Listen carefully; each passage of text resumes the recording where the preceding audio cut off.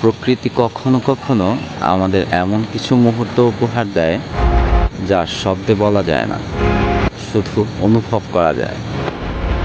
আজ আপনাদের নিয়ে চলেছি এক হৃদয় ছুঁয়ে যাওয়ার যাত্রায়। পাবনার এক শান্ত গ্রাম মালদাপাড়া, সেখান থেকে শুরু করে খরস্রোতা পদ্মা নদী পেরিয়ে আরিচা ঘাট পর্যন্ত এই যাত্রায় আছে সবুজের ছায়া,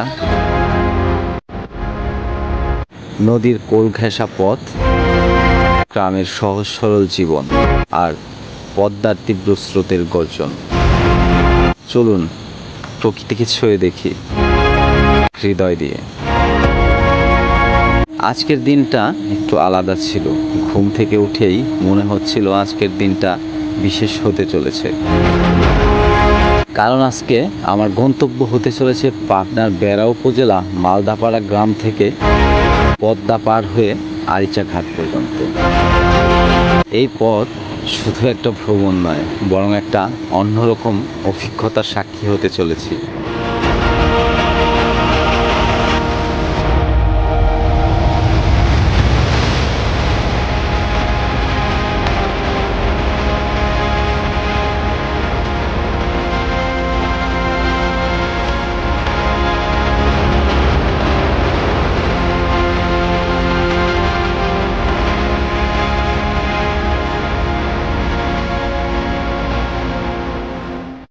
সকালবেলায় মালদাপাড়া গ্রামের শান্ত পরিবেশে দাঁড়িয়েছিলাম। চারিদিকে শুধু সবুজ আর পাখির ডাক। এখানকার বাতাসে যেন এক ধরনের সহজ সরল গন্ধ, যা শুধু গ্রামেই পাওয়া সম্ভব। চারিদিকে শুধু সবুজ আর পাখির ডাক। এখানকার বাতাসে যেন এক ধরনের সহজ সরল গন্ধ, যা শুধু গ্রামেই পাওয়া সম্ভব। প্রথম যাত্রা শুরু হয় এক ভ্যানে চড়ে। মাটির পথ ধরে আমরা এগোচ্ছিলাম বেড়ার দিকে।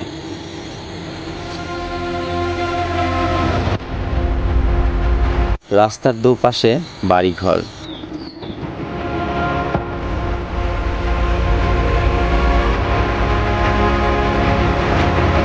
আর এক পাশে ঘরগুলোর পরেই রয়েছে নদী, আর নদীতে তাকাতেই দেখা যাচ্ছে চর। সব মিলিয়ে যেন একটা জীবন্ত পেইন্টিং।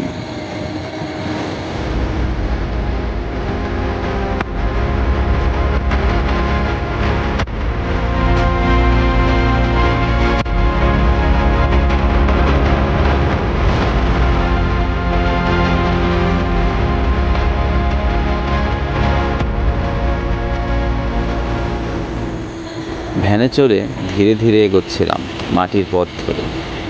রাস্তার এক পাশে যেন নীরবে বয়ে চলছিল নদী। হঠাৎ চোখ আটকে গেল এক অসাধারণ দৃশ্যে। নদীর কিনারায় দাঁড়িয়েই দেখা যাচ্ছে পানিতে তখন চরের কিছু অংশ ডুবে যাচ্ছে ধীরে ধীরে।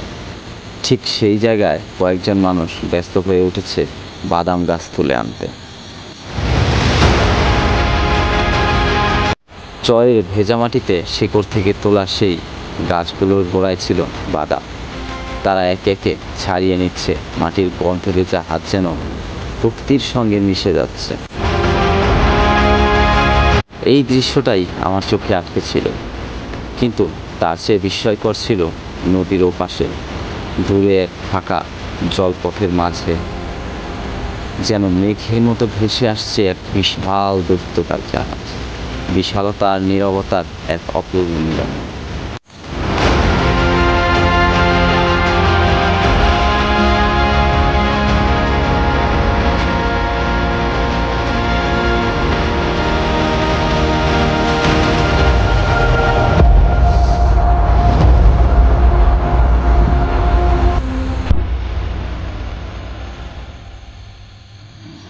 আর তার সামনেই এক পুরনো ইটের ভাটা।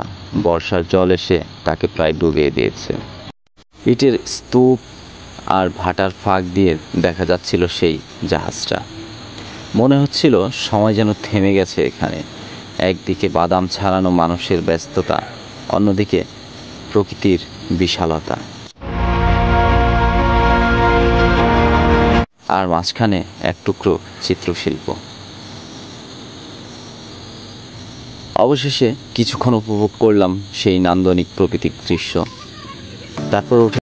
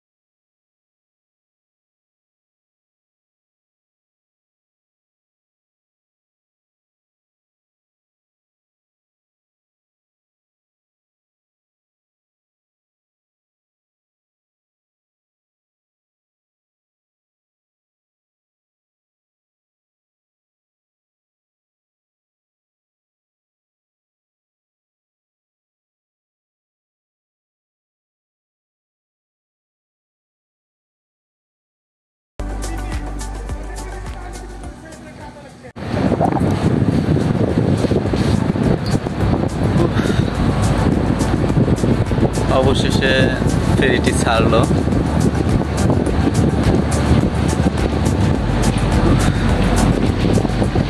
প্রচণ্ড রোদে শরীরটা জ্বলছিল আমার। তো শেষমেশ ফেরিতে এসে উঠলাম এবং ফেরিটা ছেড়ে দিয়েছে।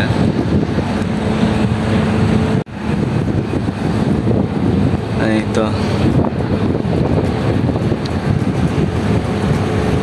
কিছু কিছু স্পিড বোটও দেখা যাচ্ছে এখানে। স্পিড বোট ছাড়ে এখান থেকে।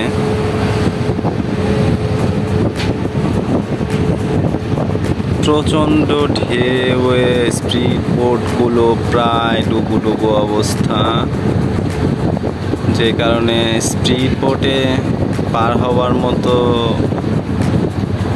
রিস্ক আমি নেইনি।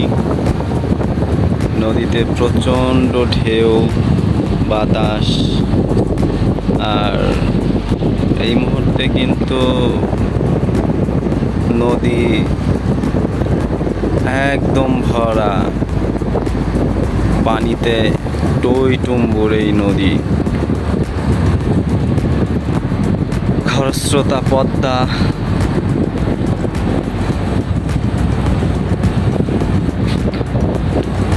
ধীরে ধীরে এগিয়ে যাচ্ছে আমাদের ফেরি।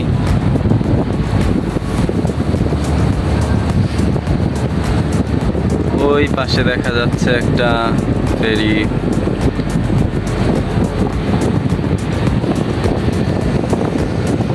সুন্দর, কি অপরূপ দৃশ্য। নদীর মাঝখানে চর, বিশাল বড় বড় চর।